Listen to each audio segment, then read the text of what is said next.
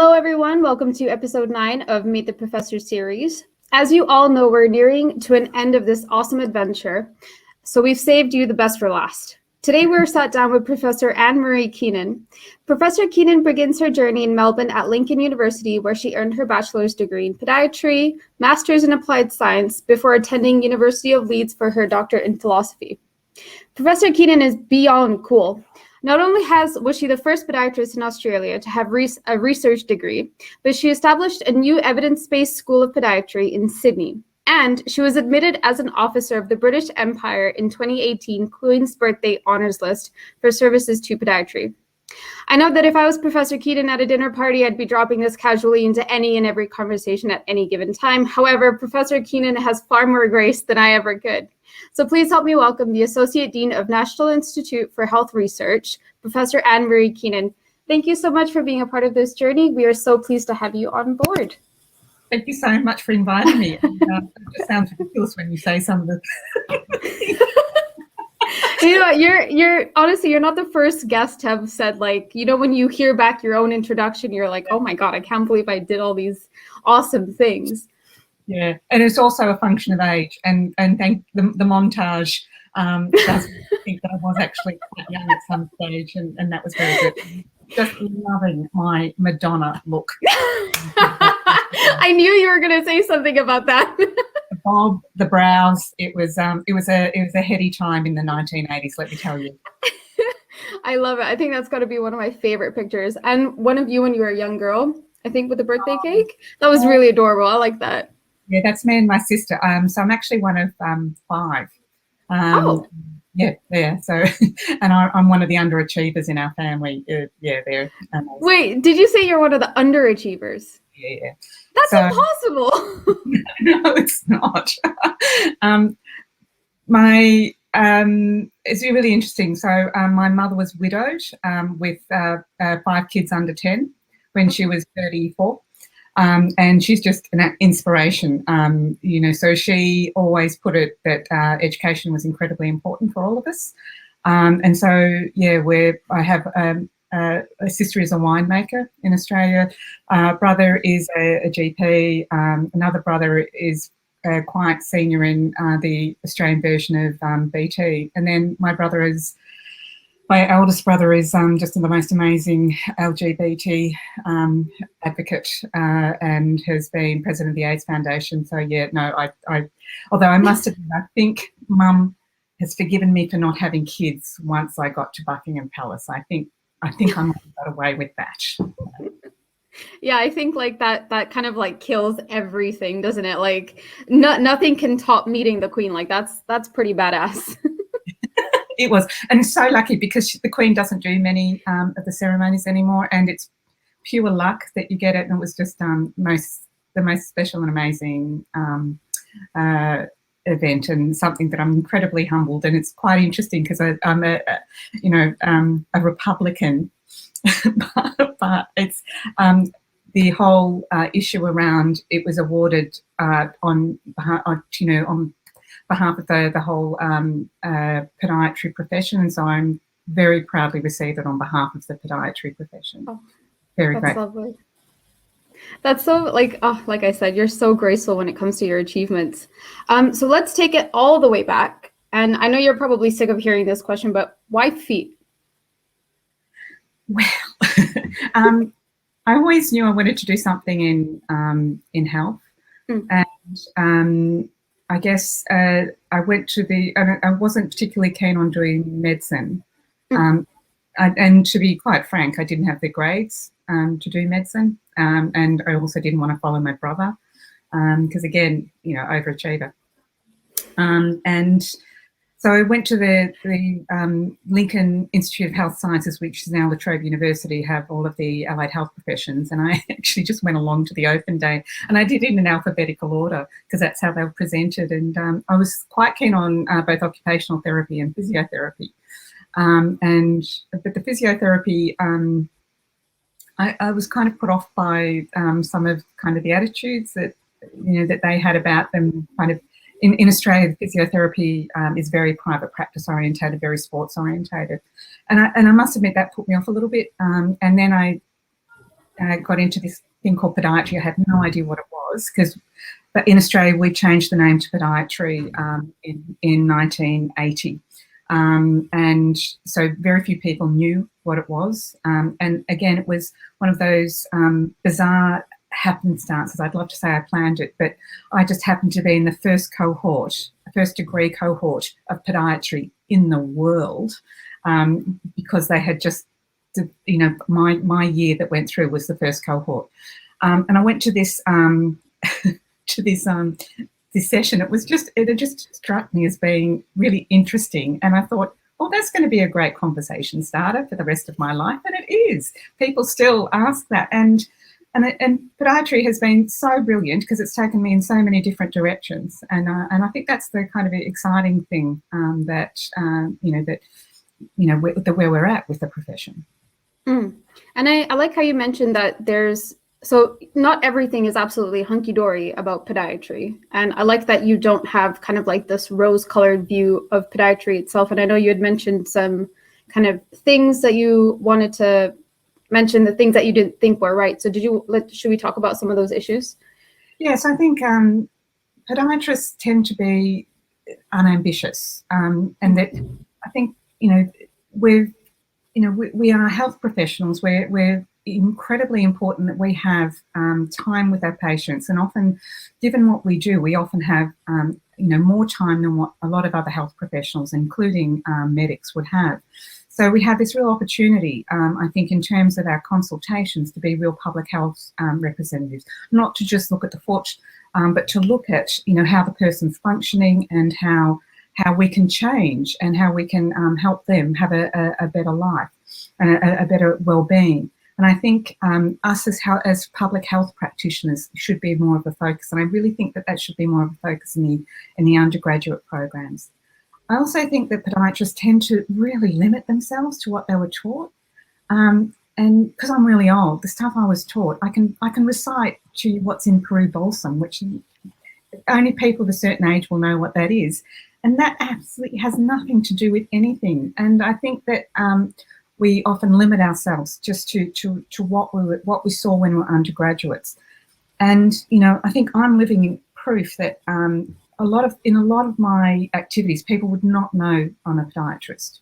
That my NIHR role as the Associate Dean, I look after all early career training, so medics, allied health professions, non-clinical people. And that's perfectly okay. But my podiatry training has taught me and given me a lot of skills for me to be able to kind of, talk about different things and be able to advocate on behalf of patients and advocate on behalf of other health professionals. And I think we need to kind of really be a little bit more ambitious in what we can do in our clinical area and outside of the podiatry clinic.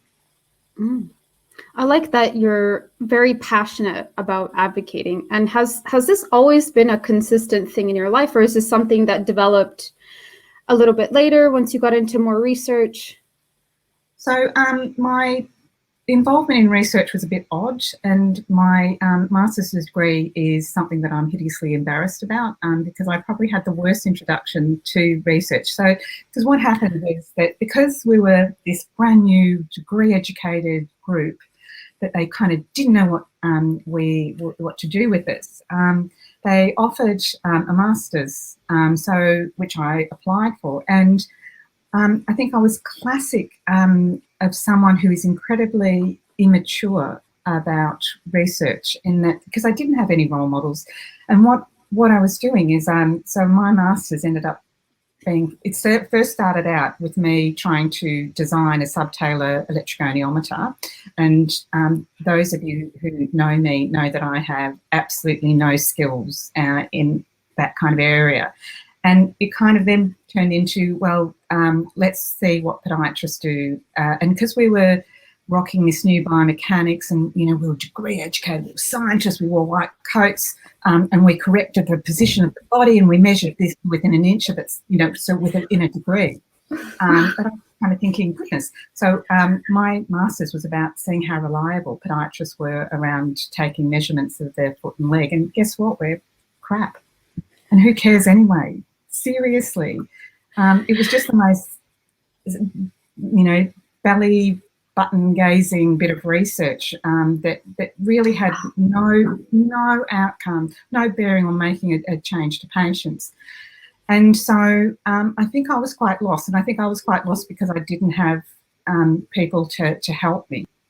And it was kind of, and we see that, I see it all the time in kind of what we would kindly call research immature professions, or those professions where the research hasn't really had much time to embed, that they tend to focus on what they do rather than what outcomes they have. And so I was fortunate enough for my PhD to turn that completely around, because I was that little bit older, a little bit wiser, and really cared about the patients. And so my PhD is just it's a thing of beauty.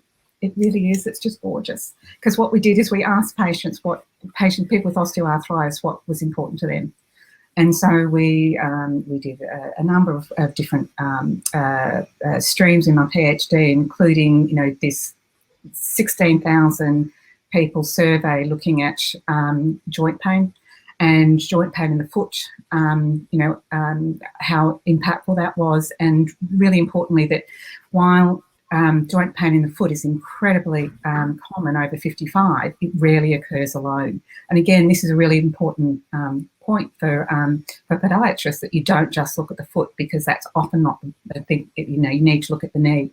We looked at what penalties you had, so we know that if they had more than one joint involved, they had a hugely increased level of difficulty in just doing activities of daily living.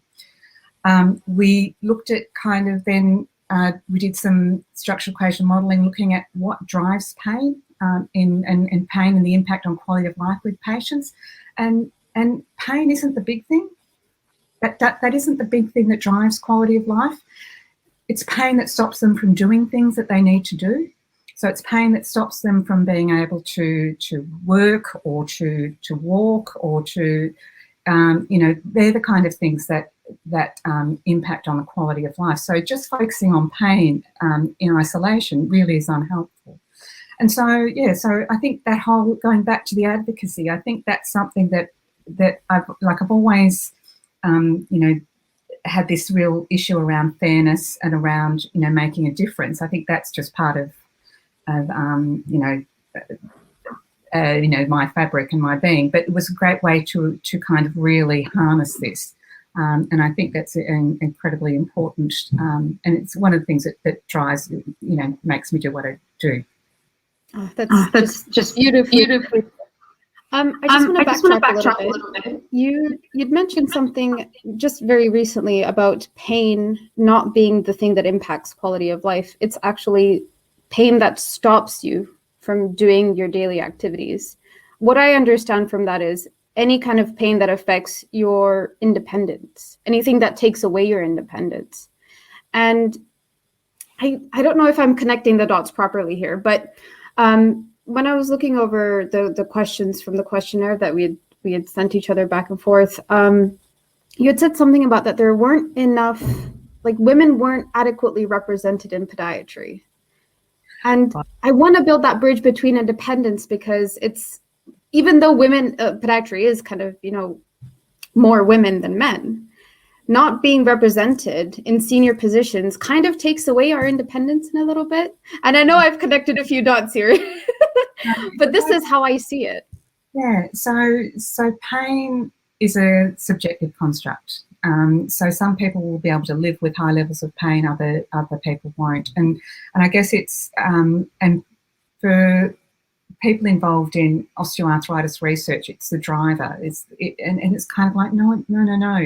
Patients are saying it's again that loss of independence, and particularly in the older population, that is absolutely critical. And things like having pain that stops them from doing something can be one of those really transformational time points in your life, which is, is when you become old. And I think so we need to not focus as much on pain. Pain is still important, and pain will increase levels of anxiety, and that will have an impact on quality of life. But I think you're right around this whole independence. The issue around women in podiatry is really, really interesting. So we know, and particularly in the UK, we know that women, there's more than 2/3 of the practicing population, the undergraduate student population, is female. So it's a very female dominated profession. And that's great, and I think that there's a whole lot of reasons why that is. I think it's a very flexible profession, that, it's the kind of thing that, you could work part-time. I think it's the kind of thing that often appeals, to women in terms of, with the whole healthcare sector.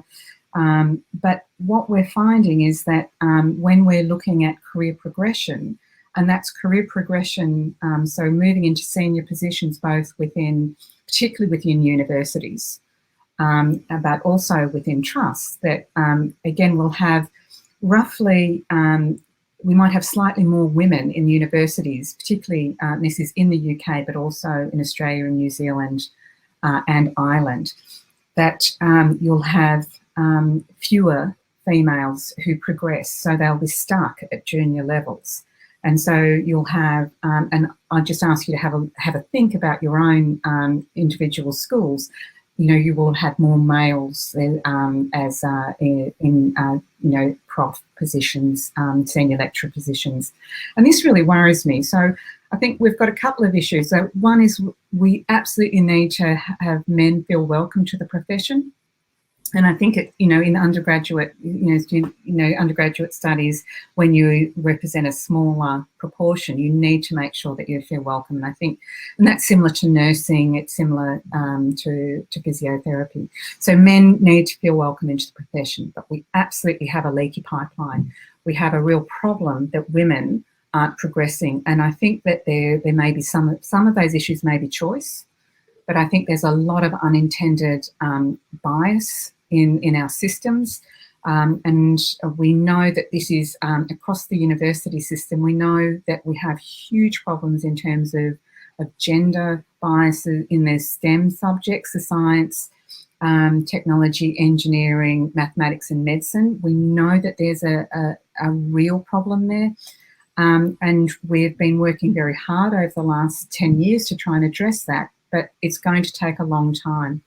And I do think, and I see and live and breathe this on a daily basis, I think a lot of it is women having not necessarily the same confidence to put themselves forward for opportunities. And this happened to us 2 weeks ago, where and this is rheumatologists, but I see the same thing happen all the time with podiatrists, where we had a senior position, a leadership position that was coming up in our biomedical research centre, and we suggested this fantastic rheumatologist, female rheumatologist, that she should go for it. Her CV is amazing, and she said, "Oh, that's great. I think I'll need some help. I'd love to, but I'm going to need help to do that," as I think is a very female response.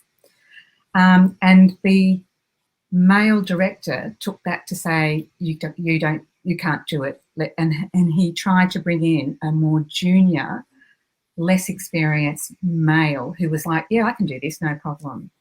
And so I think we need to recognise that, there's a whole lot of things to unpack there. I think it's women, kind of the imposter syndrome, that women are like, "Can I do this?" And being honest about, "Oh, I don't know whether I can."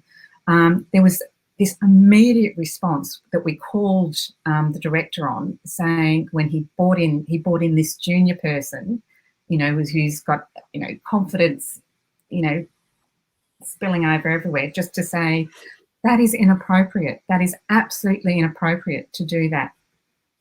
And I think, we need to do that. We know that women going for promotion, we know that women will say, oh, they'll often wait until they fulfill all of the criteria, where we know that men will be happy to throw their hat in the ring, even if they only have 75% of the criteria.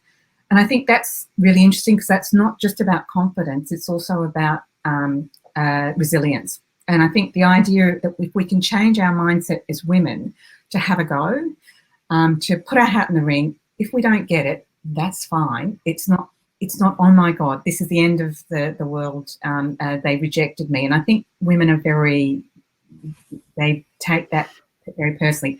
Men don't, and we need to learn more about that. So I think we need to be, as women, need to be putting ourselves forward more and absolutely being okay that, you know, that if we don't get it, and like looking at it and learning from what we're going to do if we do get it. Yeah, that's absolutely amazing. And I like how you touched on the point of rejection and women not being trained at an earlier age to deal with rejection, whereas we kind of do that to our male counterparts. We teach them to put themselves out there and face that rejection from an early age, but keep going. And I totally get that. Like I've completely done that myself, where I've just doubted myself on opportunities. But I think I'm a bit hard-headed a little bit. Like I'll still like go in the deep end with just maybe 75 or maybe 50% of the criteria, and I'll just throw myself in there. But it's I know what you mean. It's genuinely terrifying, but we need to, I completely agree. We need to be able to kind of level the playing field a little bit and push women more. Make them feel comfortable in being rejected. It's okay. And I think, you know, we need to help women. And I think there's a huge issue, and this goes back to advocacy, is tapping women on the shoulder. You know, to say, look, this is a great opportunity. Why don't you think about it? Because often I think they won't. And I think, you know, and this isn't anti-men, absolutely not. And we need to be tapping the right people on the shoulder to taking opportunities. And again, it's around making sure men feel welcome in the profession. You know, so it's around encouraging that. But absolutely, we've got to, you know, make sure that they're not kind of, we're not being our own worst enemies in kind of not trying and putting ourselves out there. I like how this comes full circle a little bit, because you've seen, and I come from a single parent background. So when we see, we've been around strong, independent women that are incredibly tough, resilient. And when you see another woman just kind of doubting herself and not being that, not pushing herself, it makes you feel a little bit disheartened, and you kind of want to go and be more of an advocate for them. So I love how this brilliantly just comes in full circle. Yeah, and like my mum's amazing. She's just a legend. She's a legend. She and I think she's been such an influence. And I come from kind of a family of very strong-headed, big-headed women, and I think that's incredibly important. But I think if people haven't had that, it's important that we have those role models out there, and that we, you know, it's important that, that we link in and encourage and support, people. And again, like, gender is obviously really important, but then we have the other elephant in the room is ethnicity. And if we look at the profile of the profession versus who's on council, who's in senior positions in terms of the NHS posts and the university posts, we have a huge problem. And it's similar. I think the gender, we're a little bit further down the line because that's been absolutely recognised. But, you know, it's the big thing now. And we know when we talk about intersectionality in terms of a lot of these issues, and that's when you've got these protected characteristics coming together at the same time. So if you're a woman of colour, the impact is much, much greater. And so even though I've done a lot of things around gender, I do think that the greater elephant in the room is ethnicity. Yeah, I couldn't agree more. Speaking back on role models, I can speak for a lot of us when we say that you're definitely a role model for a lot of women out here today. Even in the undergraduate community, especially, and students coming up. What advice do you have for any podiatrist that's going to be watching this or is a podiatrist right now? So I think I really hate that saying that if you do something you love, you'll never have to work a day in your life, and that's just rubbish. All of our roles have things that we don't particularly enjoy doing that are part of what we have to do. And I think, so one of the things I would say is that, you need to love what you do, but you need to also acknowledge that there are things that you do that aren't necessarily the things that you get out of bed for.